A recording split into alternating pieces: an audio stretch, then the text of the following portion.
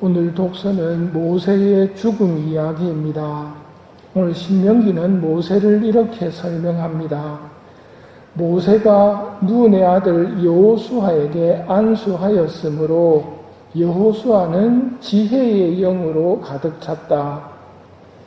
이스라엘 자손들은 그의 말을 들으며 주님께서 모세에게 명령하신 대로 실천하였다. 이스라엘에는 모세와 같은 예언자가 다시는 일어나지 않았다. 그는 주님께서 얼굴을 마주보고 사귀시던 사람이다. 또 민수기 12장은 그런데 모세라는 사람은 매우 겸손하였다. 땅 위에 사는 어떤 사람보다도 겸손하였다 하고 설명합니다. 우리가 하느님을 체험하려면 필요한 게 있습니다. 그 힌트를 모세를 통해 알 수 있습니다. 행복하여라 마음이 깨끗한 사람들, 그들은 하느님을 볼 것이다. 모세가 주님과 얼굴을 마주보고 사귈 수 있었던 이유는 그의 마음이 깨끗했기 때문입니다. 하느님은 겸손하고 마음이 깨끗한 사람을 좋아하시고 그 반대를 싫어하십니다. 하느님께 우리가 무엇을 청해야 하는지 알려주는 말씀입니다. 그런데 그 모세가 약속의 땅에 들어가지 못하고 그 땅 밖에서 쳐다볼 수밖에 없습니다. 성경은 모든 것을 말해주지는 않습니다. 요한복음 마지막 장 마지막 절의 말씀은 예수님께서는 이 밖에도 많은 일을 하셨다. 그래서 그것들을 낱낱이 기록하면 온 세상이라도 그렇게 기록된 책들을 다 담아내지 못하리라고 나는 생각한다. 모세 이야기도 마찬가지입니다. 그리고 약속의 땅은 상징적으로 하늘나라입니다. 모세가 하늘나라에 못 들어갔다는 것이 아니라 살아서는 못 들어갔습니다. 약속의 땅을 보고 나서 연옥을 거치는 것과 약속의 땅을 못 보고 바로 천국 들어가는 것 중에서 여러분은 무엇을 선택하시겠습니까? 모세도 기질적으로는 매우 급한 사람이었습니다. 십계명을 적어주신 돌판을 던져서 깨뜨린 사람이 모세였습니다. 민수기 20장에 나오는 모세가 약속의 땅에 들어가지 못한 이유입니다. 광야에서 마실 물을 내놓으라는 문제가 생겼을 때 하느님께서는 너는 지팡이를 가지고 회중을 불러 모아라. 그리고 형 아론과 함께 모든 사람이 보는 앞에서 이 바위에게 물을 내라고 명령하여라.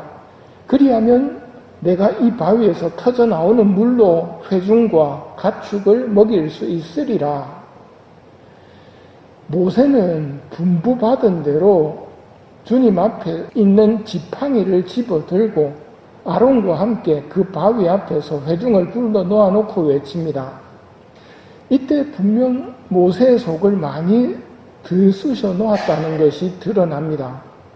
모세가 하느님의 말씀대로만 전하던 것이 아니라 반역자들아 들어라, 이 바위에서 물이 터져 나오게 해주랴 하면서 모세가 손에 들고 있던 지팡이로 그 바위를 2번 치니 물이 콸콸 터져 나왔다. 회중과 가축이 그 물을 마셨다. 그러나 주님께서 모세와 아론을 꾸중하셨다. 너희는 나를 믿지 못하여 이스라엘 백성 앞에서 내 영광을 드러내지 못하였다. 그러므로 너희는 내가 이 회중에게 줄 땅으로 그들을 인도하여 들어가지 못하리라 하고 말씀하십니다. 구체적인 내용은 기록되어 있지 않지만 모세도 분명 잘못을 하는 인간이었음은 분명합니다. 하늘나라는 어떤 티나 흠도 허락되지 않습니다. 히브리서 12장 여러분이 와 있는 곳은 시온산이고 살아계신 하느님의 도성이며 하늘의 예루살렘입니다. 거기에는 수많은 천사들이 있고 잔치가 벌어져 있고 또 하늘에 등록된 장자들의 교회가 있고 만민의 심판자이신 하느님이 계시고 완전히 올바른 사람들의 영혼이 있습니다.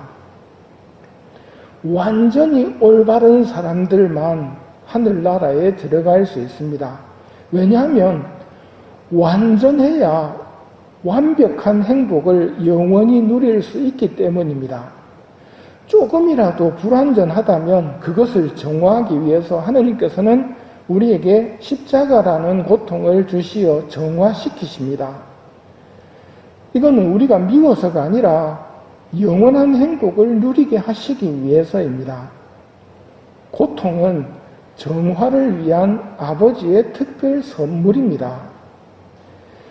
모세를 좋아하신 하느님께서는 모세에게도 약속의 땅을 못 보는 고통을 통해 더 큰 선물을 주신 게 아닌가 생각합니다.